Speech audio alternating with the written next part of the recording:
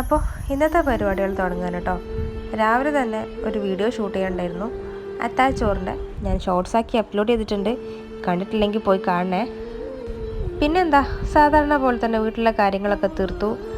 അപ്പോഴേക്കും നമ്മളെ പോയ മുതലേ തിരിച്ചെത്തിയിട്ടുണ്ട്. വന്നു കഴിഞ്ഞാൽ പിന്നെ ഒരു പടയാണ് കേട്ടോ. അവനക്ക് ഒരുപാട് കാര്യങ്ങൾ പറയാനുണ്ടാവും. അത് നമ്മൾ കേൾക്കുകയും വേണം.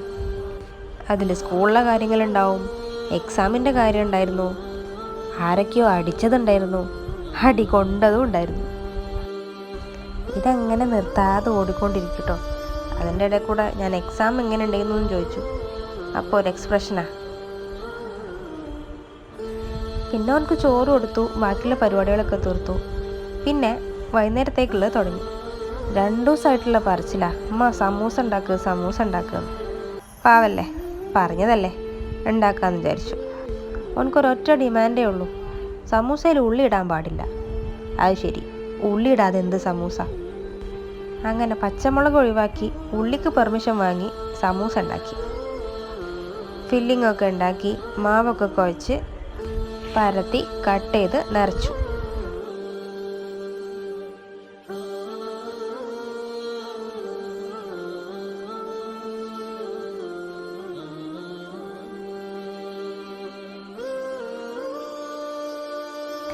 എവിടേക്കോ കറങ്ങി തിരിഞ്ഞതാ വണ്ടിയും വലയും പിന്നെ അടുക്കളയൊക്കെ എത്തിയിട്ടുണ്ട്. സമൂസ മടക്കണമെന്നും പറഞ്ഞിട്ട്. ആയിക്കോട്ടെ, മടക്കട്ടെ. ചെക്കന്മാരാണെങ്കിൽ എന്താ, കുറച്ചൊക്കെ അടുക്കള പണി പഠിക്കണമെന്ന് നല്ലതാ. ഒന്നുമില്ലെങ്കിലും പെണ്ണുങ്ങൾക്ക് സമൂസ ഉണ്ടാക്കി കൊടുക്കാമല്ലോ. അപ്പോൾ മിഷൻ സമൂസ തുടങ്ങുകയാണ് കേട്ടാ.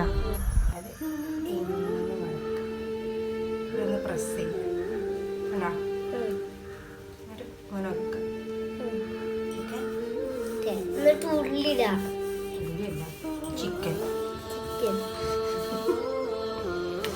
ഇട്ടിട്ട് ഇങ്ങനെ പിടിച്ചിട്ട് ഇങ്ങനെ 4 മൂല ഇങ്ങനെ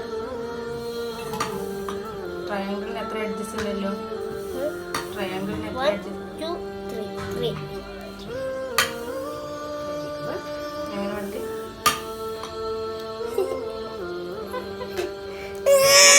ഞാൻ കാണിച്ചത് ഇങ്ങനെ പിടിക്കാം.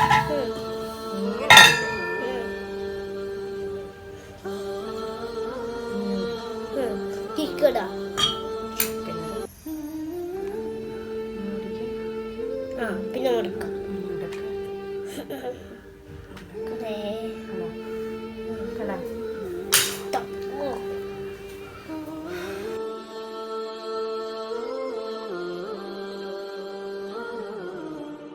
ബാക്കിയുള്ള പരിപാടികളൊക്കെ തീർത്തു വെച്ചു.